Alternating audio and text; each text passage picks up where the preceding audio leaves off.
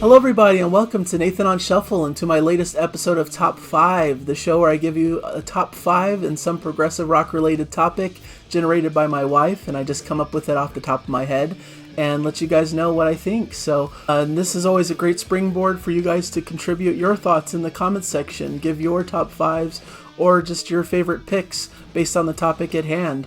And it's a fun thing we do here pretty regularly, about once a week. I would really enjoy a subscription. It would really help the channel. I continue to see great growth, so I'm really thankful for all of you that have subscribed and have really contributed to the channel in comments and likes and all of that stuff. Really helpful, and I'm really grateful for everybody and what you've contributed. So today the topic at hand is prog instrumentals, and specifically classic prog instrumentals. So I'm breaking this up because I'm going to do an episode next week about more modern prog instrumentals, but this I'm relegating to basically the 70s period of progressive rock. I got quite a list of honorable mentions that I'll quickly rattle through before I get into my main 5. And like I mentioned before, this is just off the top of my head, so don't hold me too strongly to this list. It may change if I was asked a week from now. But for today, I thought this was a pretty solid list of great prog instrumental tracks. So first on the honorable mentions list, pretty much anything Mike Oldfield I thought would have been a strong contender. Tubular Bells, Amadon, great instrumental prog that really showcases some cool world music vibes and a lot of different influences. Mike Oldfield, of course, is a genius and one of the big leading figures of prog. Yes is the Fish, I thought was a cool instrumental piece. Really, it's Chris Squire's solo moment on Fragile, but it's a really great track that involves a lot of great playing and great contributions from the whole band. Jethro Tull's Boree, a great instrumental, light flute, jazzy type thing that I think is really fun from early Jethro Tull days. Camel's the Snow Goose, just the whole album is an incredible instrumental tour de force, which really showcases some of the great stuff you might hear in symphonic prog. And Gentle Giant had an instrumental called Boys in the Band from Octopus, which I think is a really solid instrumental also. But getting into the top 5 proper, at number 5, I have Return to Forever's The Romantic Warrior from the Romantic Warrior album from 1976. This is maybe a bit of a cheat because it's more in that jazz fusion space, but I think it's prog enough to be considered here. And Return to Forever is one of my favorite groups. I don't hardly ever talk about them on the channel, but incredible jazz fusion artists, just an all-star lineup of jazz musicians. Chick Corea, Al Di Meola, Stanley Clarke, and Lenny White just make up this incredible collective of musicians that play their heart out on this album. And this title track of sorts is one of my favorites. It's much more laid back and gentle and really flows really well through all these cool jazzy mellow moments. So it's not your typical prog fireworks explosive stuff, which does come in different parts of the album, but I just like the more lyrical playing from Chick Corea, some lovely accompaniment here, great bass soloing, great melodies, great grooves. It's just really beautifully constructed. Some acoustic playing from Di Meola is really making this an expert piece of music. Just so much to enjoy here on this whole album, but this track in particular. So I thought I'd mention it as a great prog instrumental track. Number 4, I struggled between 2 choices from this group, but I think I settled on Emerson, Lake and Palmer's The Barbarian from their debut album, Emerson, Lake and Palmer from 1970.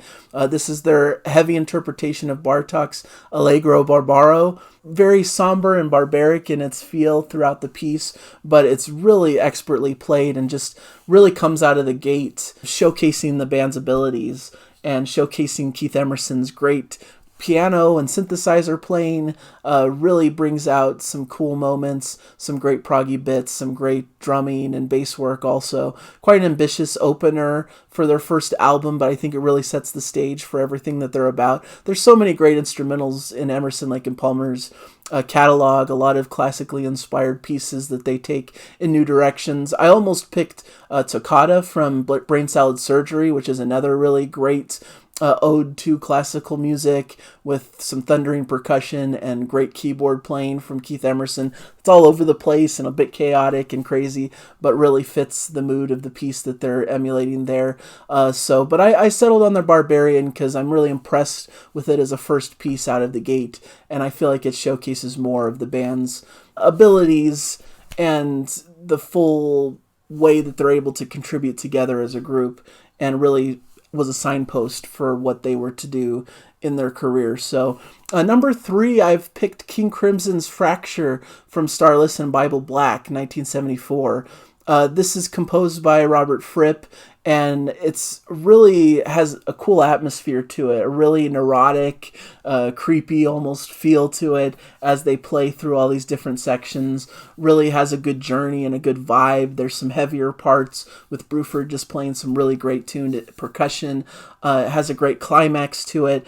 Just really a great example of this lineup of King Crimson that would play some incredible stuff on Red as well, which also has some incredible instrumental bits. And I think this really led to one of their greatest compositions to me, Starless, which has a bit of a similar vibe. Just this really dark and sparse, quirky track that builds and has intensity in certain sections. It's just really unsettling, but in the best way. So it's a really cool piece by the band, and I think it really showcases them at the top of their powers in this lineup.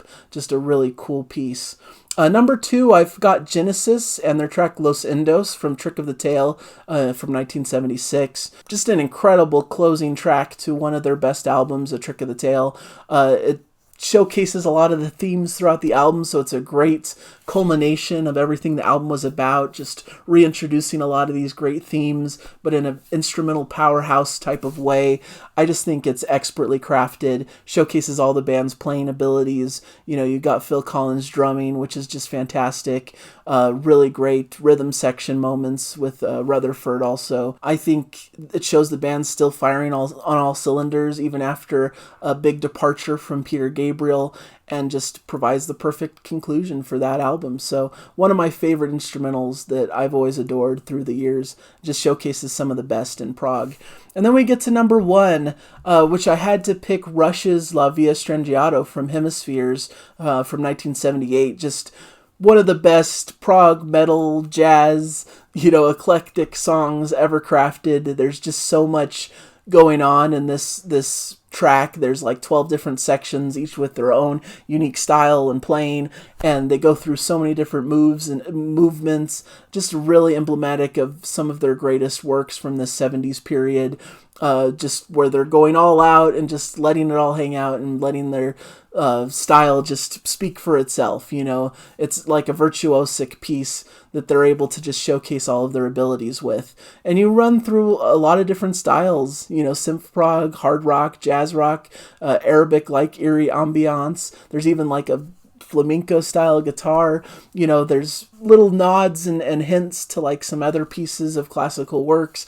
And it's just this really crazy dreamscape of so many different things running through this mix, but it all hangs together in an expert way that is just one of the greatest closing tracks from an album that really showcases everything the band's about and gives you a really great look into their style. So really an incredible track that had to be on this list. So that's what I have for you guys. I hope you enjoyed this top 5, a really cool eclectic group of tracks that really span different genres and different styles within progressive rock.